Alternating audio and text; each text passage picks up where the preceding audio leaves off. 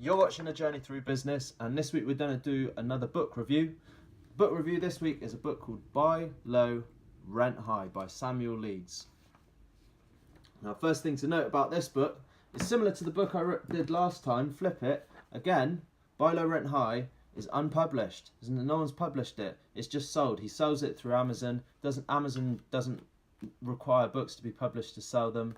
And so that's something to note. I'm immediately a little bit sceptical of books that haven't been published, but I'm not as much of a snob to say I'm not going to read them, because this still was in the top 10 of property books on Amazon. I know that rating can be manipulated. Maybe Samuel got all of his relatives to buy hundreds of copies of his books. Actually, I'm not saying that he did that, but I know that rating could be manipulated for someone who wanted to. I'd do that if I was wanting to push a book on Amazon. Anyway, that's something to note. And you'll note as well is that it's another property book. I'm becoming increasingly interested in property. I'm wanting to educate myself as much as I can on it, because I see property as a possible means for me to earn a passive income, or to earn enough cash to then use that on various businesses that I've got planned for the future. I'm also doing an extension of my house currently, and I'm trying to line up a deal with my neighbour where I do an extension of his as well and eventually buy his. So I'm really interested in property at the moment. So let's jump into this review of Buy Low, Rent High by Samuel Leeds. First chapter, he talks of how one of his mentors said the first thing you've got to do, because this guy was interested in property from the tender age of 17. He's always been into his property. And one of his mentors immediately said to him, what you've got to do, you've got to educate yourself. And this is a running theme among many sort of successful people. I listen to a guy on YouTube called Mark Cuban, who's a billionaire American.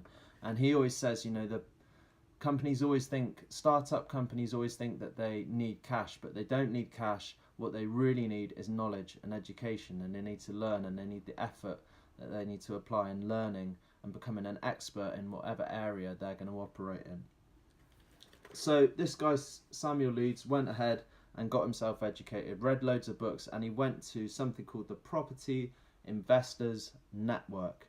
And this is something that has been set up by a guy called Simon Zucchi, who is this guy, and he wrote this book, Property Magic, and I'm going to do a review of this book next time, maybe in a couple of weeks' time once I'm done with that.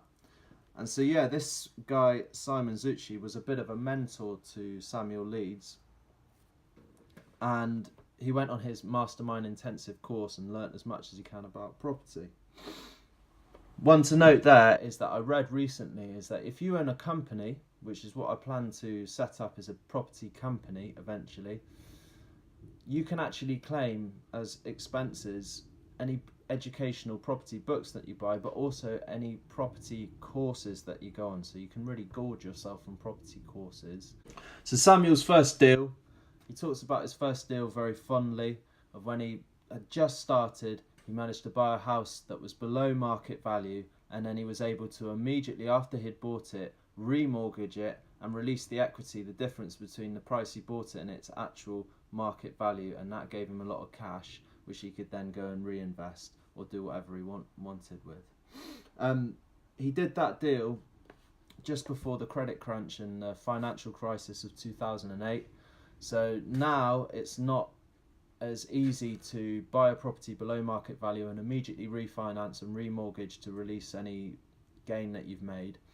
And there's this thing called the 6-month rule, where lenders often want you to have lived in the property for 6 months or to have owned it for 6 months before you can remortgage and refinance. Samuel Leeds, the author, is definitely of the, how would I term it, rich dad, poor dad philosophy. Basically, there's a book which is called Rich Dad, Poor Dad. I've read it here, I haven't reviewed it, but it's by a geezer called Robert Kiyosaki. And a lot of property investors always talk about this book as being sort of instrumental in opening their eyes to the world of property and the world of investing, and how you don't need to go down the conventional route of going to school and getting a job and working 9 to 5, and in fact you can use property to earn more money for yourself and harness the power of your brain to create deals and earn a passive income. And yeah, Samuel talks about Rich Dad, Poor Dad, and he's definitely of that sort of philosophy. And he slags off conventional school here, or the conventional system of going to school and then going into a job. So what they teach you in school is that if you study hard at school, it's important that you get good grades, and you go on to university if you want to be paid well. You get a job for life. If you buy a house, you pay off the mortgage as quickly as possible, save as much as you can to store away safely in the bank. The harder you work, the more money you'll make. Look forward to retirement because that's the good life. And what Samuel says is actually the truth is that most people do not benefit from good grades at school. Most people who finish university still struggle to get a job. A good job for life does not exist. Paying off the mortgage quickly is not a smart idea. Your money is shrinking if it's in the bank. Some of the poorest people are also the hardest workers. If retirement is your motivation, you will be extremely disappointed. And I'd have to thoroughly agree with everything Samuel Leeds is saying there. He's got a great quote on this chapter as well from Jim Rohn that says, "Formal education will earn you a living, but self-education will earn you a fortune."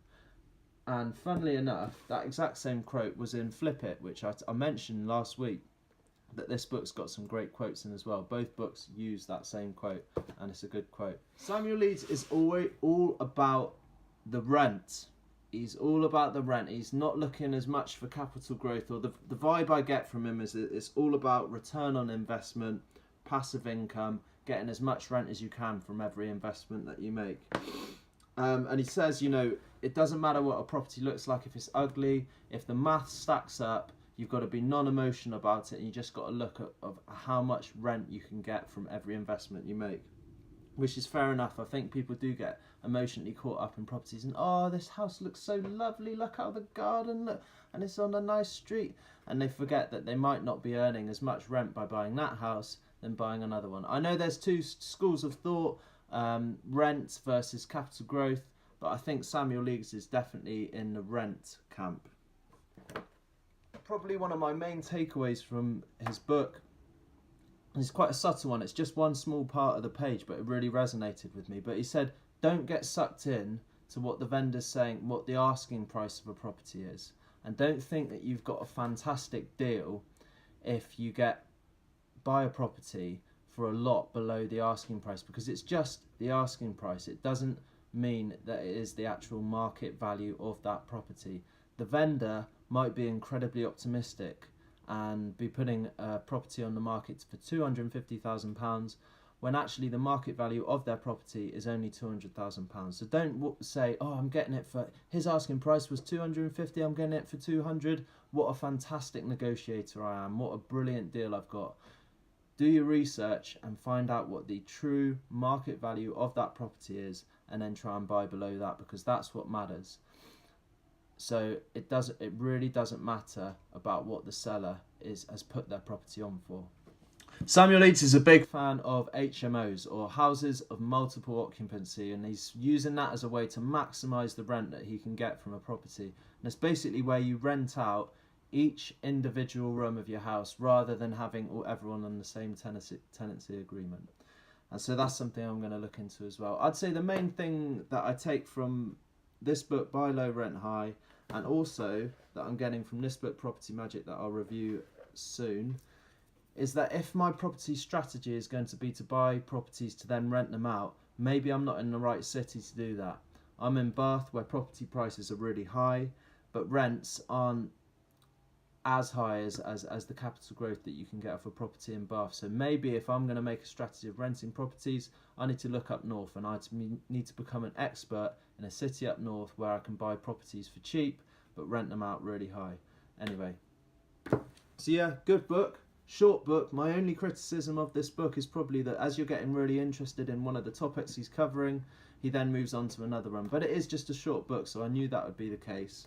And I know that he runs 2-day intensive workshops where he teaches people a little bit more in depth about the sort of tricks and methods he uses for investing.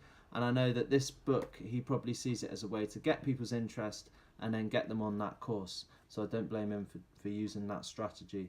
And also, what's brilliant about this guy, Samuel Leeds, and what I take my hat off to him for, is the amount of content that he puts out on YouTube. He is putting himself out there and saying to the world, I'm a subject matter expert on property, and he's got loads of really interesting stuff on YouTube. He doesn't care how he comes across, or for people to say, I know there'll be a lot of haters out there who say, oh, what does this guy know? He's too young, or look at him, he doesn't know as much as me. But fuck those guys. Samuel Leeds is putting himself out there, and that's to be admired. So I like the guy, I like the book. That's it.